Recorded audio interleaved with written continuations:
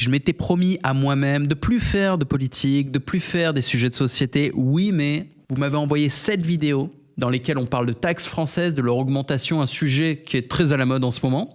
Et il se trouve que moi aussi, j'ai une expérience du racket sur la base du volontariat. Tu demandes peut-être de quoi je parle. Ben, c'est facile, tu as 2 types de racket. Tu as un racket qui te tombe sur la gueule, des menaces, file ton fric, sinon je te défonce. Bon, t'as pas envie, t'es au courant que tu te fais racketter, tu files ton fric quand même.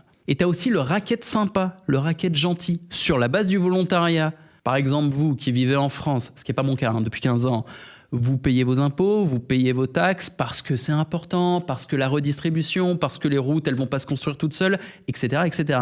Je comprends les arguments. Hein.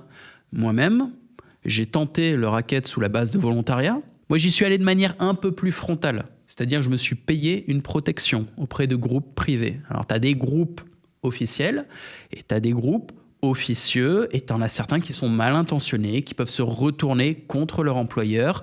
Ça m'est arrivé. Et du coup, je suis pas plus malin que vous. Moi aussi, je me suis fait baiser. On se rend pas compte qu'on se fait racketter. On est volontaire pour payer un service en se disant « c'est utile, je vais recevoir un service ». Et en même temps, bon, j'ai pas vraiment le choix. Et du coup, on avale la pilule en se disant « oui, mais je vais recevoir de la valeur, je vais recevoir une protection ». Ouais, on se ment à soi-même. Mais en face, les racketteurs, ils mentent également. Du coup, regardons où on en est. Mesdames et messieurs les ministres, chers collègues. J'essaye de déduire. Si les ministres sont ses collègues, il est lui-même ministre. OK. Pour reprendre une citation connue, je commencerai mon propos par ce constat. Si la population comprenait parfaitement notre système budgétaire, je crois qu'il y aurait une révolution demain matin. Permettez-moi donc de participer à ma modeste échelle à cette saine pédagogie. Non seulement... Là, je suis confus dès le début. Il parle à des ministres, il les appelle chers collègues, donc lui-même doit en être un, de ministre, et il vient de dire que le système financier gouvernemental est une arnaque indécente. Si seulement les Français comprenaient comment ça marche, ils se révolteraient immédiatement. Oui, mais il est payé comment, lui? Il n'est pas payé avec l'argent des contribuables, s'il est ministre? Donc joue-t-il contre sa propre équipe? On va le découvrir. Nous n'approuvons pas ces comptes de l'État. Gardez votre souffle, chers collègues, il y en a pour 15 minutes. Non seulement... Ah ouais, il y a ses collègues qui disent « ta gueule, putain, mais t'es con ou quoi ?» Nous n'approuvons pas ces comptes de l'État, mais nous avons besoin d'un débat sur la transformation profonde de notre système de financement public, une transformation absolument scandaleuse au sens premier du terme, d'abord parce que profondément inégalitaire, ensuite parce qu'on se rend tous compte actuellement que cela met en péril nos comptes publics, et enfin parce qu'elle est profondément antidémocratique. Sous la présidence Macron, notre pays n'a jamais levé autant d'argent issu des impôts de son histoire. Nous n'avons jamais été aussi riches. Il suffit d'observer l'évolution des recettes fiscales nettes de l'État. Avant qu'Emmanuel Macron ne prenne le pouvoir, les recettes fiscales nettes de l'État s'élèvent à 285 milliards d'euros. Elles passent à 295 milliards en 2017 et à partir de 2021, elles vont remonter sans jamais s'arrêter. 295 milliards à nouveau en 2021 et aux alentours de 323 milliards d'euros en 2022, en 2023 et en 2024, et elles sont estimées à 357 milliards d'euros en 2025.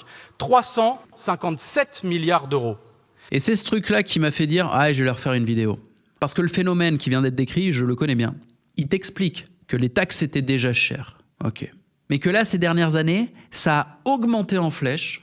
Alors que bon, je ne sais pas si la vie est devenue plus belle. Enfin, tu as senti que l'argent a été bien dépensé. Normalement, quand tu claques du fric, tu te fais quand même un minimum plaisir. Alors vous me direz si on se fait plaisir en France en ce moment ou pas, je ne sais pas. Et j'ai eu une situation un peu similaire. Une augmentation des prix très nette et après, il y a eu un événement extrêmement déplaisant. Je te raconte l'histoire. Donc, je payais ma protection depuis au moins un an et demi. Et évidemment, je ne te donne pas tous les détails parce qu'on est sur YouTube, mais si tu veux un contexte, j'ai travaillé dans l'industrie adulte dans plein de pays et dans des pays où, on va dire, les choses sont un peu opaques. Donc il faut des connexions, il faut de la protection, il faut quelqu'un à appeler en cas de problème. Et il peut y avoir des problèmes. Et donc bref, au moment où j'allais déménager, j'allais quitter le lieu où je travaillais, j'ai informé mon protecteur que j'allais partir dans un mois à peu près et qu'on allait mettre un terme à notre deal. Vu qu'il portait sur une protection locale. Ce genre de personne n'a toujours qu'un pouvoir local. Ils n'ont pas un pouvoir international. Et bref, la réponse a été surprenante. Ça a été qu'il y a une taxe de sortie. Ah bon ? C'était pas prévu, on n'en avait jamais discuté. Surprise. Pour sortir du deal, il faut payer une taxe, d'accord. Ce qui est inquiétant, parce que t'as pas vraiment le choix. Il se passe quoi si tu dis non? Il y a des gens qui viennent t'arrêter? Il y a des gens qui viennent t'attaquer? Eh ben oui, exactement. Mais c'est pire. Parce que si tu dis oui aussi, moi j'ai dit oui, j'ai accepté de payer la taxe, elle était honnêtement assez raisonnable comparée à mes revenus, c'était pas grand-chose. Il y a des membres de son équipe qui sont venus récupérer l'argent chez moi, il était à peu près midi, et le soir même je me suis fait attaquer par 2 autres membres de son équipe que je n'avais jamais vus, qui sont venus masqués et armés à mon domicile. Sur le coup, c'était tellement gros que je me suis dit non mais c'est pas possible, c'est pas lui qui m'envoie des gars pour me baiser là, maintenant, tout de suite. J'ai appelé ces gars avec qui j'étais en contact en leur disant non mais vous êtes sérieux, c'est vous qui m'avez envoyé les 2 connards qui sont en train de taper sur ma porte? Évidemment, ils ont tout nié, évidemment, c'était eux. Je te donne pas plus de détails, je peux juste te dire que le type en question, aujourd'hui, il est exilé de son pays, il peut plus y revenir. Parce qu'en plus de s'en prendre à moi, évidemment, il a baisé plein de gens. Et à un moment ou un autre, à force de baiser tout le monde, ça se retourne contre soi. Ouais, c'est la vie. Des histoires comme ça, j'en ai vécu plusieurs, comme n'importe qui a eu ma position dans l'industrie où je travaillais. Je rappelle, l'industrie adulte, pendant 15 ans, à l'international. Et c'est pas des trucs dont je parle sur YouTube parce que c'est en dehors de la sphère Internet, c'est la sphère du réel. Et j'ai compris instinctivement, il y a très longtemps, qu'il fallait jamais mélanger les deux. Mais voilà, je te le dis. Moi, ces expériences, je les ai. Ça n'est pas une fierté, mais je ne les regrette pas. Parce que c'est des leçons. J'ai appris beaucoup de choses. J'ai subi du stress, des angoisses, de la distraction. Ça fait perdre le focus, ce genre de choses. J'ai perdu de l'argent, j'ai été en danger, etc., etc. Oui, ça m'a coûté très cher, mais j'ai appris beaucoup de leçons. La plus grosse étant l'humilité. Toutes ces merdes arrivent souvent par arrogance. Et le fait d'être naïf, de s'engager volontairement dans des principes prédateurs sans faire ses recherches, sans réfléchir, eh ben c'est de l'arrogance. Ouais, ça va le faire. Mais non, ta gueule, fais le boulot, fais tes recherches. Ça va pas le faire. Avec qui t'es en train de passer un deal? T'es con ou quoi? L'humilité, c'est faire le travail, c'est faire les recherches. C'est pas croire que ça va bien se passer parce que quoi? Parce que c'est toi et que tu serais béni des dieux. Non, je suis pas béni des dieux, toi non plus. Il faut faire le travail. Il faut économiser sa chance. Faut pas prendre des risques à la con n'importe comment. J'ai été très arrogant. J'ai beaucoup usé de ma chance. Maintenant, j'essaye d'avoir des démarches plus humbles et d'être plus safe. Du coup, quand l'autre, à la télé, vous dit « les taxes ont beaucoup augmenté récemment », alors qu'elles étaient déjà énormes, et que la vie en France, on arrête de faire semblant. C'est l'enfer, d'accord? Pas d'opportunité, une ambiance de merde, vous n'êtes pas en sécurité. Et les taxes augmentent, ça vous rappelle rien? Ça rappelle le moment où le racketteur, c'est le moment où le racketteur vous squeeze un dernier coup avant, bam, de vous mettre le coup derrière la nuque. C'est ça. Et je sais pas sous quelle forme viendra le coup. Une nouvelle épidémie? Une saisie sur les comptes bancaires directement, tout le monde. Au Canada, ils n'ont pas fait un truc comme ça sur les camionneurs? Les mecs faisaient une manif anti-Covid au Canada, hop, on a gelé leurs comptes bancaires. Donc moi, j'écoute pas les politiciens, tous ces machins, j'ai pas besoin, je sais, je comprends, je le ressens. Ce game, je le joue pas, je me suis cassé il y a 15 ans. Parce que c'était trop. Le niveau de prédation était inacceptable, j'avais l'instinct de comprendre que non. Et c'est pas qu'une histoire de fierté, c'est une forme de sensibilité, c'est une forme de lucidité, c'est presque une malédiction. Quand tu comprends à quel point le game est baisé, mais comme il a dit l'autre, c'est la révolution. Moi, j'étais en révolution. Et si j'étais resté sur le territoire national, j'aurais fini en tôle ou j'aurais fini en hôpital psychiatrique. Donc, j'avais pas le choix. Il fallait que je parte. Et quand je suis parti, j'avais pas le choix non plus. Il fallait que je réussisse. Et évidemment que j'ai choisi le business en ligne. C'est ce qui permet de voyager, de se libérer et de continuer à bosser sans être en position de vulnérabilité. Si tu habites en France, tu es vulnérable. Rien que quand tu marches dans la rue, tu peux te faire attaquer. Si tes comptes bancaires sont en France, tu es vulnérable, tu peux te les faire saisir. Si tes biens immobiliers sont en France, tu es vulnérable. Et je sais que ça paraît radical comme discours, mais c'est la réalité. Donc au final, j'ai choisi quoi? J'ai choisi de devenir un protecteur, moi aussi. Sauf que ma protection, elle est honnête. Regarde.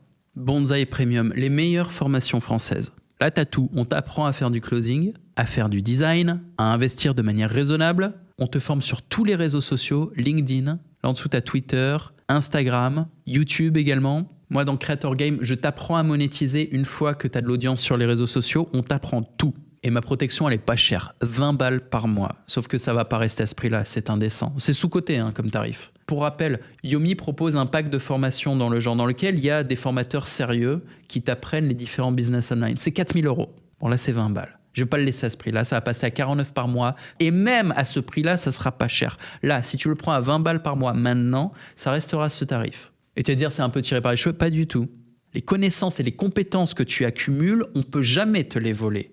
Quand tu te déplaces, que tu voyages à la douane, on va pas te dire « Ah monsieur, là il va falloir payer 30% parce que vous savez faire du design, de l'affiliation, du dropshipping, je sais pas quoi qui vous permet de générer de l'argent. » Non. À ce jour, on taxe pas les compétences. Et moi, c'est ma liberté. Je sais tout faire. Et je n'ai pas appris tout seul, hein, je me suis formé. Il y a des trucs que j'ai appris sur Bonsaï Premium d'ailleurs. La semaine dernière, je vous montrais une campagne de publicité que j'ai lancée. C'est la première fois de ma vie que je fais de la pub. Je me suis formé sur Bonsaï Premium avec Alex Callan. Le mec est pas un guignol. Il bossait pour Tougan, il bossait pour Yomi, ok ? Et on vit plus dans un monde où on peut réussir en ligne sans avoir des vraies compétences. Si tu es juste moyen, ça n'ira pas. Également, si tu n'as qu'une compétence, ça n'ira pas. Surtout quand tu commences. Il faut savoir faire plusieurs trucs pour être solo-entrepreneur. Ton équipe, c'est toi. Il y a qui autour pour t'aider quand tu commences ? Il n'y a personne. Il faut que tu maîtrises 2-3 trucs en mode moyen et qu'il y ait un truc que tu maîtrises vraiment bien. Du coup, compliqué. Tu vas choisir quoi comme sujet de spécialité ? Tu sais pas. Bon, bah, tu prends le Bonsaï Premium, tu testes tout et tu sauras. Et en plus, tu as accès au reste pour devenir moyen dans les autres compétences nécessaires. Putain, c'est la meilleure offre qu'il y a jamais eu en France. Même les mecs qui font déjà du business en ligne, ils ont tous rejoint le truc. La question, c'est pas de savoir si tu rejoindras ou pas. Si tu fais du business en ligne, tu finiras sur Bonsaï Premium. La seule question, c'est de savoir à quel tarif. Bon, je te fais une bise et on se retrouve tout de suite de l'autre côté.